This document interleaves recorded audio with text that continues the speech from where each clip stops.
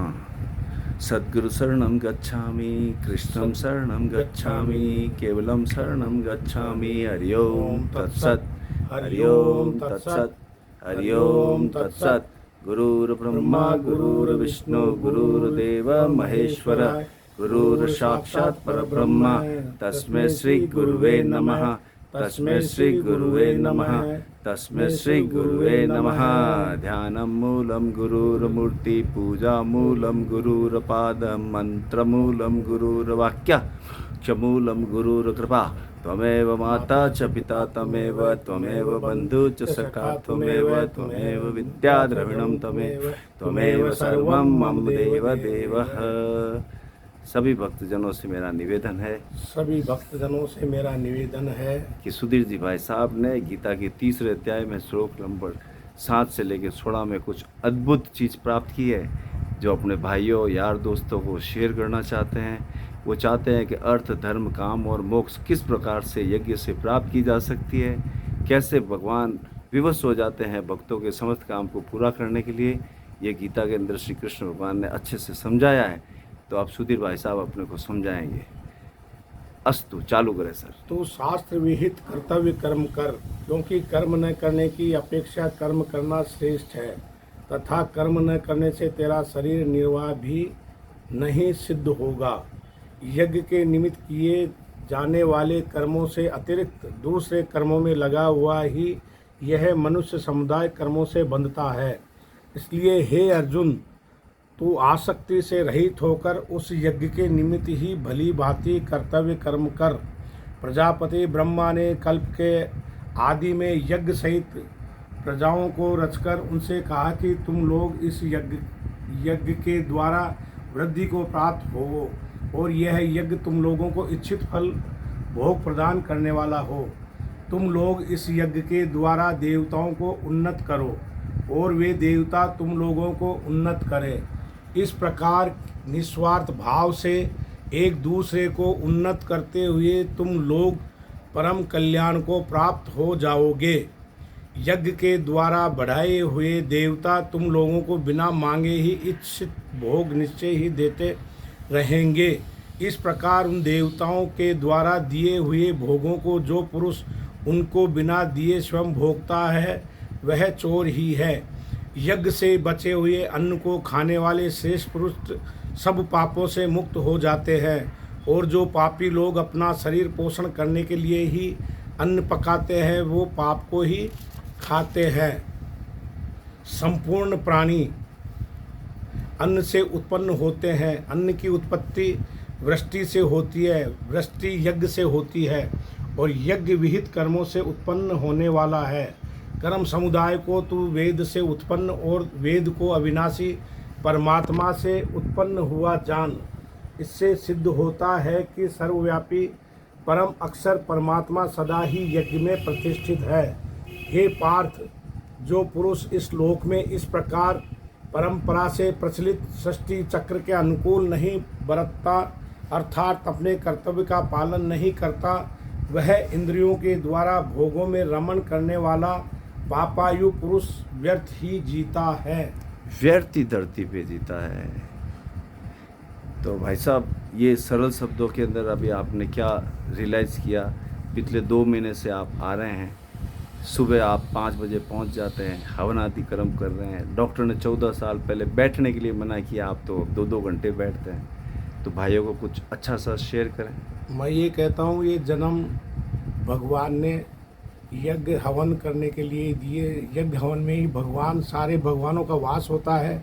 यदि भगवानों को, सभी भगवानों को अपन प्रसन्न रखेंगे, पूजा पाठ करके, उनकी आराधना करके, उनको जो भी भोग प्रसादी लगा के, उसके बाद अपन जो भी कर्म करेंगे, जो भी भोजन करेंगे, वो भगवान का प्रसाद ही अपने को मिलेगा। और ये करने के बाद यदि भगवान के अपन सब काम कर लेंगे, तो अपने काम भगवान स्वयं सब करेंगे। जैसे मनुष्य दूसरे रिश्तेदारों के काम करता है, तो रिश्तेदार भी 100 में से 2 दिन काम करते हैं, 98 दिन नहीं करते। बाकी भगवान बोलते हैं कि तुम मेरे हो जाओ, मेरे प्रति सही कर्म करो, यज्ञ हवन करो, मैं तुम्हारे सारे जो भी होंगे काम मैं बैठा बैठा ही कर दूंगा। ये इससे ये है कि मेरे को आज से 15-14 या 15-17 साल पहले की बात है। मेरे पैर में पीठ की मतलब दर्द हो गया था।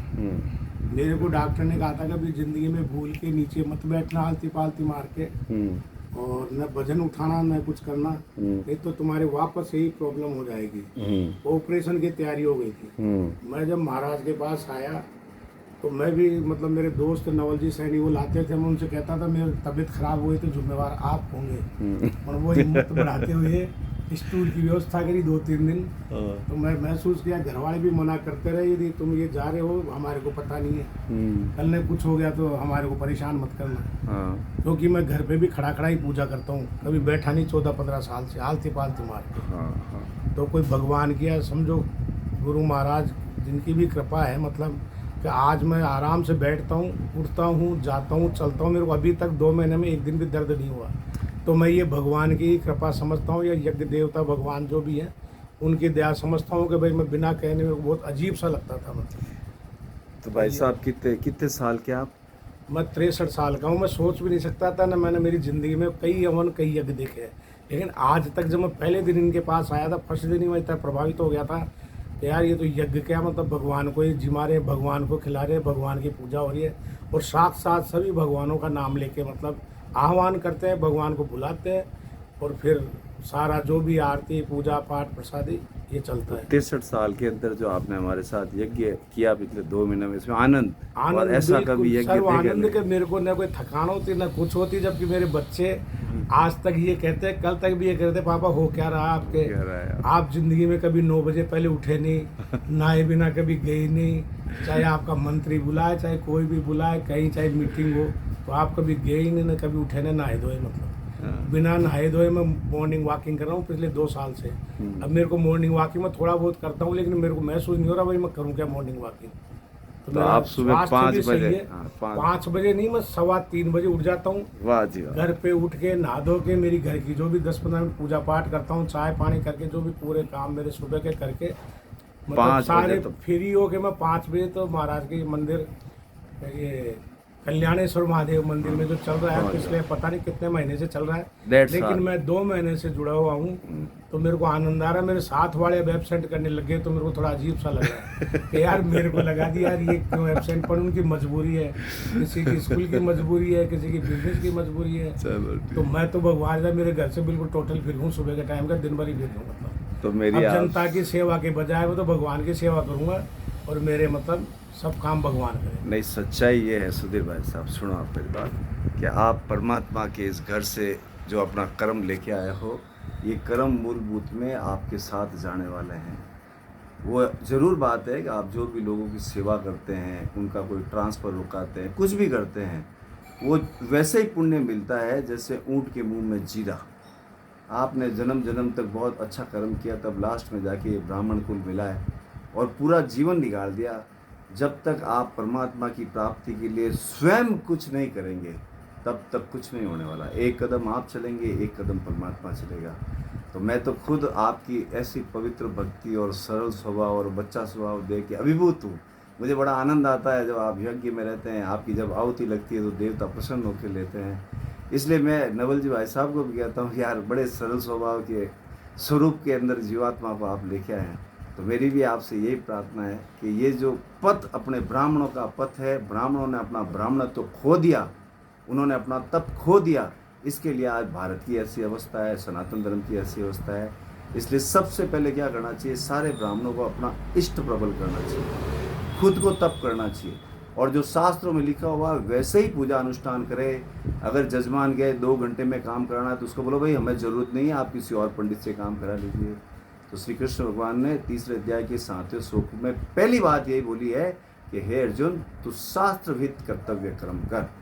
तो मैं आपके सहयोग से सभी भाइयों को ये भी कहना चाहता हूँ कि परमात्मा ही अपने को उठाता है, परमात्मा ही सुलाता है, वही खाना खिलाता है और वही खाया हुआ पचाता है।